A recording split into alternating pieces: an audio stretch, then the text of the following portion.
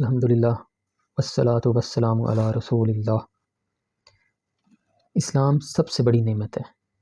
اللہ تعالیٰ کا لاکھ لاکھ شکر ہے کہ اس نے ہمیں انسان بنایا اور اس سے بڑھ کر کہ اس نے ہمیں مسلمان بنایا۔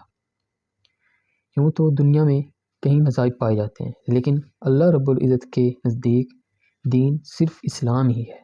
اللہ رب العزت سورہ العمران آیت نمبر 19 میں فرماتے ہیں ان الدین عند اللہ الاسلام۔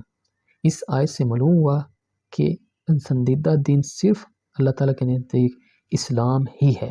ایک دوسری جگہ پر اللہ تعالیٰ نے دین اسلام سے اپنی رضامندی بتاتے ہوئے یوں فرمایا سورہ المائدہ آیت نمبر 3 میں آج میں نے تمہارے لیے دین کو کامل کر دیا اور تم پر اپنا انعام بھرپور کر دیا اور تمہارے لیے اسلام کے دین ہونے پر رضامند ہو گیا۔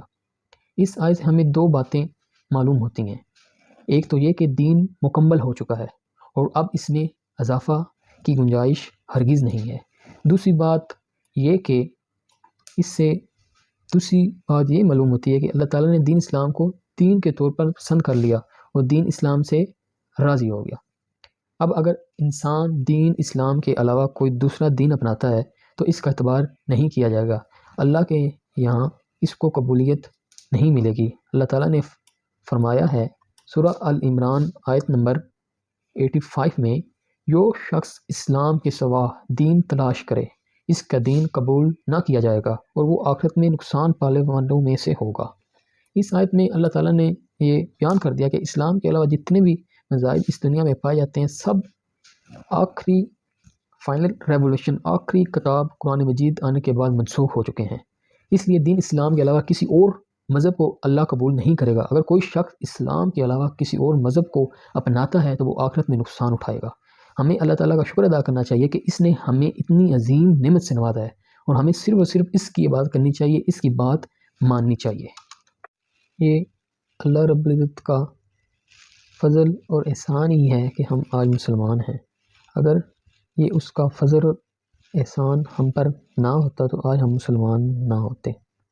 اللہ تعالیٰ سورہ النور آیت نمبر 21 میں فرماتے ہیں اور اگر اللہ تعالیٰ کا فضل کرم تم پر نہ ہوتا تو تم میں سے کوئی کبھی بھی پاک صاف نہ ہوتا، لیکن اللہ تعالیٰ جسے پاک کرنا چاہے کر دیتا ہے اور اللہ سب سننے والا سب جاننے والا ہے۔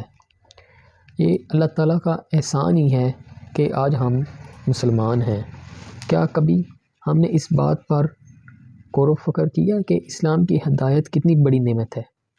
خلیل اللہ ابراہیم علیہ السلام تمنا کرتے تھے کہ ان کے والد اسلام قبول کر لیں، اللہ کے دین میں داخل ہو جائیں۔ اللہ کے شکر گزار بندے نوح علیہ السلام کی یہ چاہت تھی کہ ان کا بیٹا اسلام قبول کر کے سفینہ نجات میں سوار ہو جائے، اور ہمارے آخری نبی محمد صلی اللہ علیہ وآلہ وسلم کی یہ بہت بڑی آرزو تھی کہ ان کے چچا ابو طالب ایمان لے آئیں، لیکن اللہ رب العزت کو یہ قبول نہ تھا، ان کی منشا نہیں تھی۔ اس لیے ہمیں یہ اس پر شکر ادا کرنا چاہیے کہ اللہ رب العزت نے ہمیں اسلام کی دولت سے مالا مال کیا۔ اس کا حق ہے کہ ہم اللہ رب العزت کا شکر بجا لائیں، خالص اس کی بندگی کریں اور اس کے پیارے پیغمبر محمد صلی اللہ علیہ وسلم کے فرمان کے مطابق زندگی گزاریں۔